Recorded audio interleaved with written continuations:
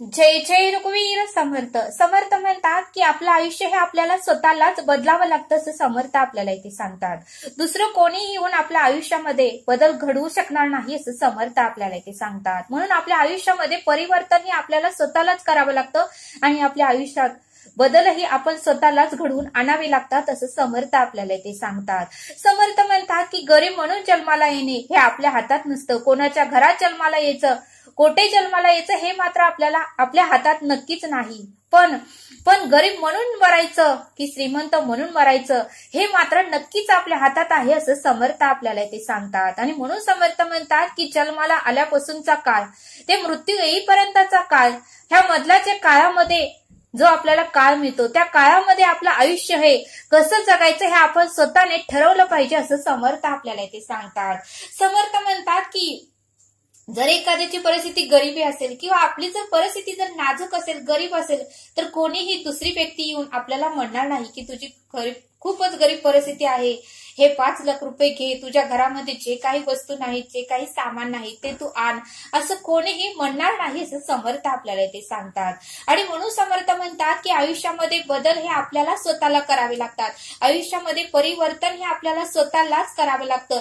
आणि आयुष्यामध्ये जर आपल्याला जर श्रीमंत व्हायचं असेल तर संघर्ष हे आपल्याला स्वतःलाच करावा लागतो असं समर्थ आपल्याला इथे सांगतात. कारण संघर्षाशिवाय आणि त्यागाशिवाय यश कीर्ती हे येतच नाही असं समर्थ आपल्याला इथे सांगतात.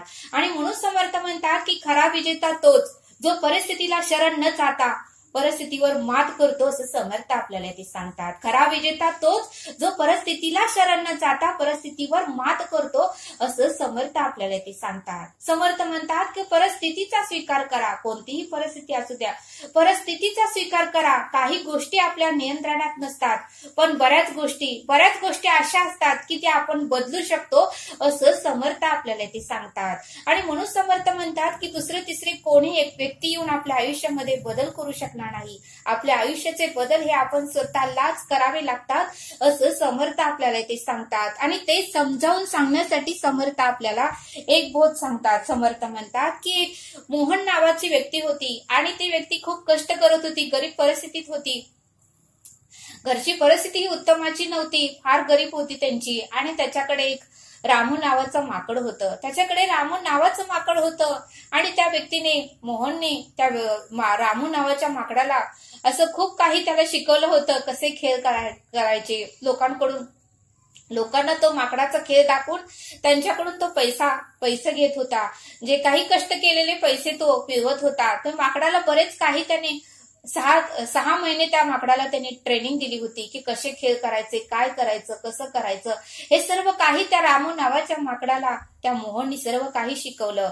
पण तो रामू नावाचा माकड मात्र फार आळशी होता. त्याने खूप कष्ट घेतलं, त्याला मेहनतीने त्याला सर्व काही कला शिकवली आणि लोकांकडून पैसे आता आपण घ्यायचे, ह्याचा खेळ लोकांना दाखवायचा आणि लोकांकडून पैसे आपण घ्यायचे असं त्या मोहननी ठरवलं.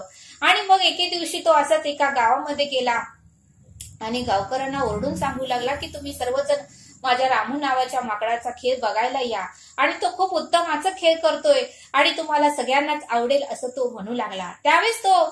त्यावेळेस सर्व गावकरी समाजाला एवढी गर्दी जमली की हा खरंच उत्तमाचा खेळ दाखवतोय, आपण एकदा का होईना बघितलं पाहिजे.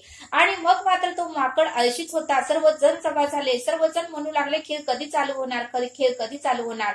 पण तो रामू नावाचा माकड मात्र शांतच बसला आणि तो काहीच करत नव्हता. तो फार आळशी होता.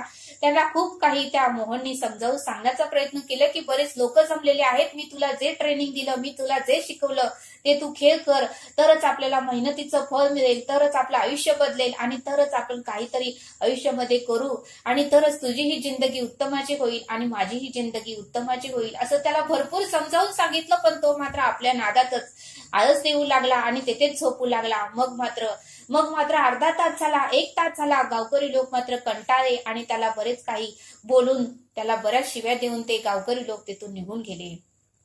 आणि मग मात्र तो मोहनही कंटाळून गेला की ह्याला आपण कितींदा सांगायचं, कितींदा सवरायचं, तरी हा उत्तमाचं करत नाही, आता आपलं कसं व्हायचं.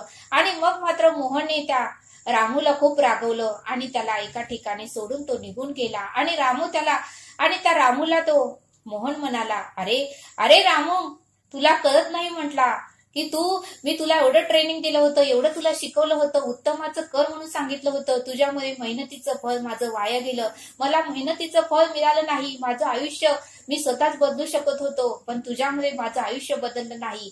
खरंच आपल्या दोघांचंही आयुष्य बदलू शकलं असतं, आपल्या मेहनतीचं फळ आपल्याला मिळालं असतं, पण तुझ्या या आळसापणामुळे आज मला मेहनतीचं फळ मिळालंच नाही, असं मोहन 2-3 वेळा त्या रामू नावाच्या माकडाला म्हणून त्या तिथून निघून गेले आणि त्या माकडाला तेथे सोडलं. मग मात्र बराच वेळ निघून गेला आणि मग मात्र त्याला त्या मालकाचे, आपल्या मालकाचे म्हणजे मोहनचे शब्द त्याच्या कानावर पडू लागले की मेहनतीचं फळ मिळालं नाही, मेहनतीचं फळ मिळालं नाही. त्या माकडाला काही माहितीच नव्हतं की मेहनतीचं फळ काय असतं. मग ते माकड म्हणू लागलं की मी या जगामध्ये जन्माला आलोय, सर्व काही फळं मी खाल्ली, पण मेहनतीचं फळ मात्र मी खाल्लेलं नाही. ते मेहनतीचं फळ कसं असतं हे आपण बघूया. म्हणून ते प्रत्येक झाडाला जाऊन विचारू लागलं. आंब्याच्या झाडाला त्याने विचारलं की मेहनतीचं फळ कुठे मिळेल का. त्यावेळेस आंब्याचं झाड म्हणालं की माझ्याकडे तर नाही, तू पेरूच्या झाडाला विचार. पेरूच्या झाडालाही विचारलं की मेहनतीचं फळ कुठं मिळते, मला खायचं आहे, मी आजपर्यंत मेहनतीचं फळ खाल्लेलं नाही. त्यावेळेस पेरूचंही झाड म्हणालं की तू सीताफळाच्या झाडाला विचार. असे करत करत त्यांनी प्रत्येक फळांच्या झाडाला विचारलं, पण प्रत्येक फळ म्हणाले की आम्हाला माहिती नाही. असं करत करत तो कंटाळला आणि शेवटी त्याला तहान लागली म्हणून तो नदीच्या किनारी आला आणि तेथे पाणी पिऊन एका झाडावर तो बसला आणि मग मात्र विचार करत तो झाडावर बसला आणि मग मात्र मागून त्याला एक जणाने आवाज दिला, अरे रामू, तू का उदास आहेस, असा का तू बसलेला आहेस. त्यावेळेस तो झाडावरून खाली आला आणि बघतोय तर काय, तिथे टरबूज आलं होतं आणि टरबूज त्या रामू नावाच्या माकडाला म्हणू लागलं की तू उदास का आहेस, तू रडत का आहेस, तुझं काय दुःखाचं कारण आहे ते तू सांग. त्यावेळेस तो रामू नावाचं माकड म्हणालं की तू मेहनतीचं फळ आहेस का. त्यावेळेस ते टरबूज म्हणालं, हा मीच मेहनतीचं फळ आहे.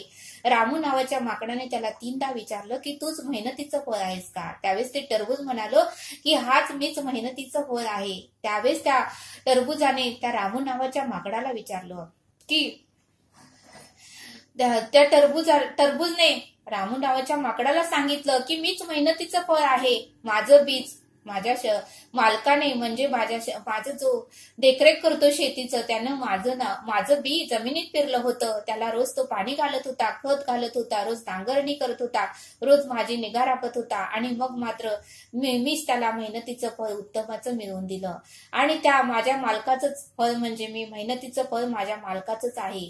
त्यावेळेस त्या टरबूजने त्या रामू नावाच्या माकडाला समजून सांगितलं की मेहनतीचं फळ म्हणजे तू तुझ्या मालकाला उदास केलं आणि तू उत्तमाचं खेळ करून दाखवलं नाहीस. तू जर उत्तमाचं खेळ करून दाखवलं असतं तर लोक तुझ्यावर खुश झाले असते, तुझं आयुष्य बदललं असतं. तू स्वतःच तुझं आयुष्य बदलू शकतोयस, दुसरं कोणीही येऊन तुझं आयुष्य बदलू शकणार नाही आणि तुझ्या मालकाचंही आयुष्य तूच बदलू शकतोयस आणि तू जर उत्तमाचं केलं तुझ्या मालकाचंही आयुष्य बदलू शकतंय. त्यामुळे तू मेहनत कर, तुझ्या मालकाने जे काही तुला ट्रेनिंग दिली, जे काही शिकवलं आहे तू ते खेळ कर.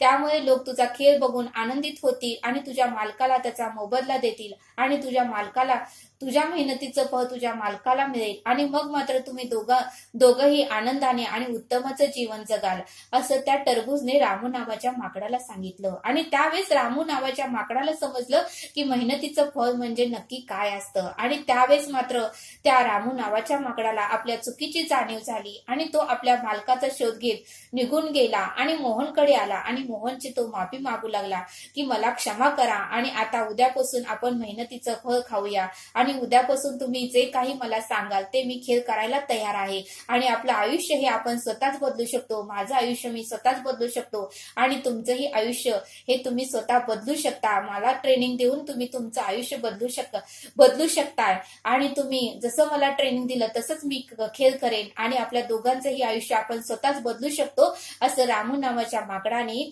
त्या मोहनला सांगितलं. मग मात्र मोहनलाही आनंद झाला आणि मोहनही प्रत्येक गावात जाऊन आपल्या मेहनतीचं फळ हे स्वतः मिळवू लागला आणि मग मात्र ते दोघंही आनंदाने आणि आनंदाने खुशीने आपले आयुष्य जगू लागले। बघा म्हणले समर्थ, या बोधातून आपल्याला हे शिकायला मिळतं की कोणीही आपलं आयुष्य येऊन बदलू शकत नाही। आपल्याला स्वतःला संघर्ष करावा लागतो, त्याग करावा लागतो, कष्ट करावं लागतं, तरच आपल्या मेहनतीचं फळ आपल्याला मिळतं आणि आपलं आयुष्य बदलू शकतं आणि आपली गरिबीही नष्ट होऊ शकते, असं समर्थांनी आपल्याला या बोधातून समजावून सांगितलं। म्हणून समर्थ म्हणतात की तुमचं आयुष्य हे तुम्ही स्वतःच बदलू शकता, दुसरं कोणीही येऊन तुमचं आयुष्य बदलू शकणार नाही, तुमच्यामध्ये परिवर्तन करू शकणार नाही, असं समर्थांनी आपल्याला या बोधातून समजावून सांगितलं।